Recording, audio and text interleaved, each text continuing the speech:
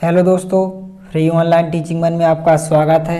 आज हम इस वीडियो में प्रश्नावली 1.1 का प्रश्न क्रमांक 1 और प्रश्न क्रमांक 2 हल करेंगे। इसके पहले वाले वीडियो में हमने आपको उदाहरण 1 और उदाहरण 2 हल सहित सॉल्यूशन उपलब्ध करा दिया है। यदि आपने इसके पहले वाले वीडियो को नहीं देखा है तो आप हमारे चैनल की प्लेलिस्ट या डिस्क्रिप्शन में दी गई लिंक पर जाकर आप देख सकते हैं। तो सबसे पहले देखते हैं प्रश्न क्रमांक 1। क्या शून्य एक परिमेय संख्या है? क्या इसे आप p/q के रूप में लिख सकते हैं, जहां p और q पूर्णांक हैं और q बराबर नहीं है 0 के। तो यहाँ पर हम इस प्रश्न को हल करते हैं। तो यहाँ पर क्वेश्चन क्या पूछा कि शून्य क्या एक परिमेय संख्या है? तो इसका आंसर है हाँ, क्योंकि शून्य एक परिमेय संख्या इसलिए है क्योंकि शून्य के बटे हम 1 लिख सकते हैं। तो आइए इसको थोड़ा सा हम रफ में समझ लेते हैं। जैसे यहाँ पर यदि हम शून्य की बात करें तो जैसे शून्य है, यदि हम शून्य के बटे 1 लिख दें तो शून्य क्या हो जाएगी? एक परिमेय संख्या हो जाएगी। ऊपर की संख्या क्या हो जाएगी? अंश हो जाएगी और नीचे की संख्या क्या हो जाएगी? हर हो जाएगी। परिमेय संख्या क्या कहलाती हैं? जो p/q अर्थात अंश बटे हर के रूप में लिखी जा सकती हैं। तो शून्य के बटे हम 1 लिख सकते हैं तो शून्य क्या हो जाएगी? एक परिमेय संख्या हो जाएगी। तो आइए इस प्रश्न का हम आंसर देखते हैं। तो यहाँ पर आंसर में आपको इस प्रकार से लिखना है कि हाँ, शून्य एक परिमेय संख्या है। अब क्यों है, कारण भी आपको बताना है, क्योंकि इसके हर में 1 हो सकता है या फिर हम ऐसा भी लिख सकते हैं या इसके हर में 1 लिख सकते हैं, इसलिए 0 के बटे हम 1 लिख लेंगे। तो ये आपके प्रश्न क्रमांक 1 का आंसर हो जाएगा। इसके बाद देखते हैं प्रश्न क्रमांक 2। प्रश्न क्रमांक 2 है यहाँ पर कि 3 और 4 के बीच 6 परिमेय संख्या ज्ञात कीजिए। तो आइए इस प्रश्न को हम हल करते हैं। तो यहाँ पर सबसे पहले हम लिखते हैं जो भी हमें क्वेश्चन में संख्या दी गई हैं। तो यहाँ पर हमें संख्या दी गई है 3 और 4। तो यहाँ पर हम इस प्रकार से लिखेंगे कि 3 और 4। अब इसके बाद हमें कितनी परिमेय संख्या ज्ञात करनी है? 6 परिमेय संख्या ज्ञात करनी है। तो सबसे पहले हम क्या करेंगे, 3 के बटे कोई भी संख्या नहीं है तो हम 3 के बटे 1 लिख सकते हैं। इसी प्रकार से हम 4 के बटे भी हम 1 लिख सकते हैं। इसके बाद हमें क्वेश्चन में 6 परिमेय संख्या ज्ञात करनी है। तो हम क्या करेंगे, 6 से 1 ज्यादा यानी कि 6 में हम क्या करेंगे, +1 जोड़ेंगे तो कितने हो जाएंगे? यहाँ पर 7 हो जाएंगे। यदि हमें 8 परिमेय संख्या ज्ञात करनी होती तो हम क्या करते, 8 + 1 करते तो कितने का गुणा करते? अंश बाहर में 9 का गुणा करते। इसी प्रकार से यदि हमें 4 परिमेय संख्या ज्ञात करनी होती तो हम क्या करते, 4 + 1 करते तो 5 आते।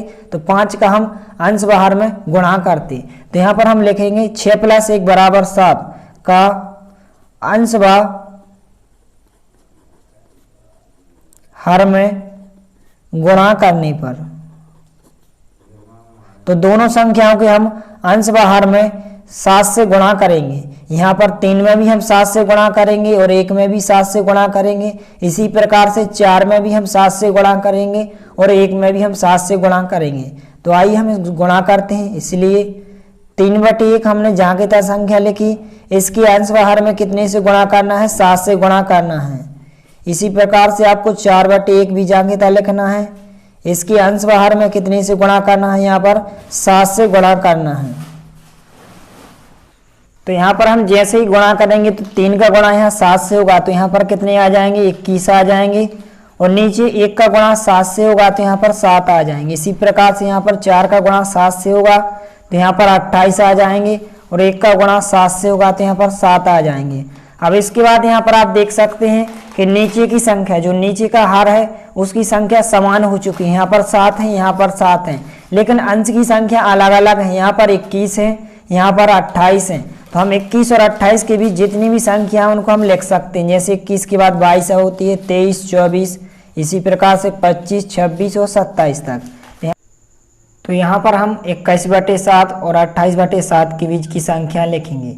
चूंकि यहाँ पर हर समान है इसलिए हम 21 और 28 के बीच की संख्या लिखेंगे। तो यहाँ पर कौन कौन सी संख्या हो जाएंगी? यहाँ पर 21/7 जहाँ की तहाँ लिखेंगे हम। 21 के बाद क्या हो जाएगी? 22/7, इसके बाद हो जाएगी 23/7 और आगे संख्या हो जाएगी 24/7, इसके बाद 25/7 और 26/7, इसके बाद 27/7 और जो हमारी संख्या हो जाएगी 28/7। तो यहाँ पर आप देख सकते हैं कि 21/7 का मतलब यहाँ पर क्या है, यदि हम 7 से 21 में डिवाइड करें या 7 का भाग हम 21 में करें तो यहाँ पर क्या बन जाएगी, 3 बन जाएगी संख्या। इसी प्रकार से यदि हम 28 में 7 का भाग करेंगे तो ये 28/7 कौन सी संख्या बन जाएगी, 4 बन जाएगी।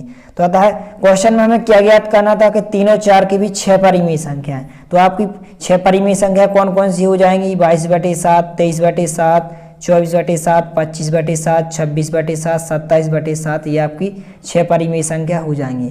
तो अतः हम लिख सकते हैं कि अतः 3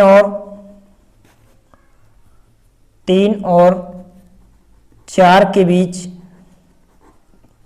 6 परिमेय संख्याएं, 6 परिमेय संख्याएं। तो 6 परिमेय संख्या कौन कौन सी हो जाएंगी, यहाँ पर 22/7 यहाँ पर हो जाएगी, 21/7 तो होगी नहीं क्योंकि हमें 21/7 का मतलब यहाँ पर क्या है, 3 है, और 28/7 का मतलब क्या है, 4 है। तो हमें 3 और 4 के बीच 6 परिमेय संख्या ज्ञात करनी है। तो यहाँ पर कौन सी हो जाएगी, 22/7 हो जाएगी, इसके बाद 23/7 और 24/7 हो जाएगी, इसके बाद 25/7 और आगे 26/7 और इसके बाद 27/7 होंगी। तो इस प्रकार से 3 और 4 के बीच 6 परिमेय संख्या हो जाएंगी। यहाँ पर आप देख सकते हैं कि पहली परिमेय संख्या 22/7 हो जाएगी, दूसरी परिमेय संख्या 23/7 हो जाएगी, और तीसरी परिमेय संख्या 24/7, चौथी परिमेय संख्या 25/7, पांचवी परिमेय संख्या 26/7 और छठवीं परिमेय संख्या हो जाएगी 27/7 होगी। तो इस प्रकार का आपका कोई भी प्रश्न आ जाए तो आपको इसी विधि से हल करना है। तो आप इस सॉल्यूशन का आप स्क्रीनशॉट ले लीजिए। यदि वीडियो पसंद आए तो प्लीज़ लाइक कीजिए, दोस्तों के साथ शेयर कीजिए, और यदि आपने हमारे चैनल को सब्सक्राइब नहीं किया है तो प्लीज़ सब्सक्राइब कीजिए। धन्यवाद।